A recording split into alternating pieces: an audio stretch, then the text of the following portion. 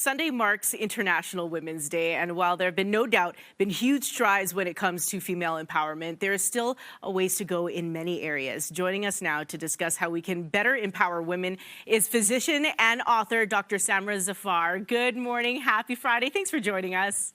Good morning, happy Friday, and happy early International Women's Day. And to you too. Now, women still face challenges in male-dominated industries. How can they reclaim power in these spaces and navigate work-life balance? And we could argue that most industries are male-dominated still. Yes, most industries are, and most industries, except when you get to the higher levels.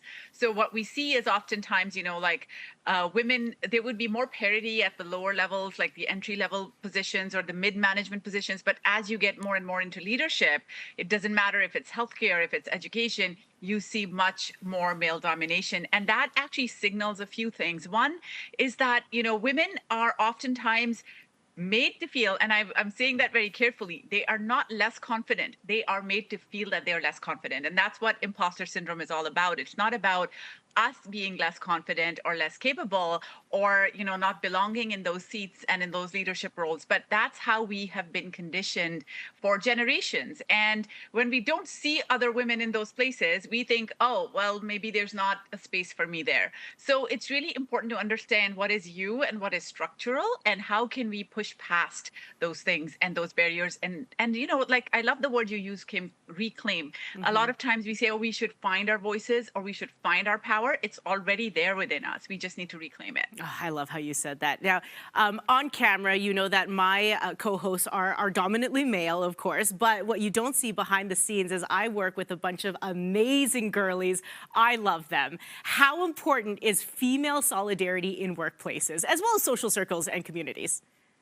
It is so imperative. And again, I give this analogy of having, let's say, you hear this a lot. Women compete with each other. Women don't support each other. You hear it so much in a lot of events. And every time I do a talk at an International Women's Day event, I have women coming up to ask me, how can we support each other more?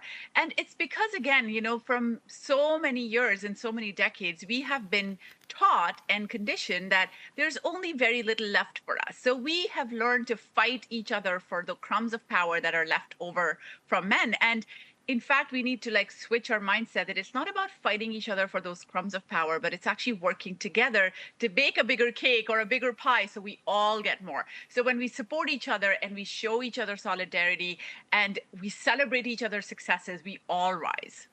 Now, women face unique pressures thanks to social media comparison. How can we challenge some of the ideal woman narrative often pushed in these spaces?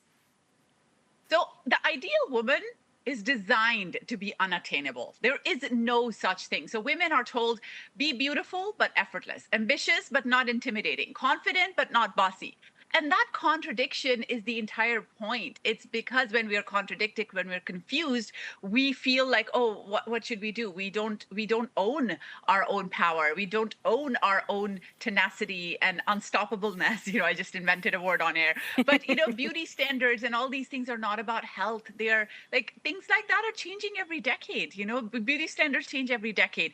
And social media has amplified this comparison culture. So we feel less than, our self-worth becomes very optics based. If we are achieving, we feel we're great. And if we're not achieving or somebody else is achieving more than us, we feel like we are inadequate. And those are things that once we recognize and name it, that this is where it's coming from, it's not actually true, it's not actually reality, that is when we start to shift those perspectives within us and around us. Well, Dr. Zafar, unfortunately, we've run out of time, but we could talk for hours and hours on many aspects of this topic. Dr. Zafar, thank you very much. And happy early International Women's Day to you. Point. It's same to you, Kim. And again, just want to end off that there is no single way to be a woman. Be you, be authentic, and you are already everything that you need to be.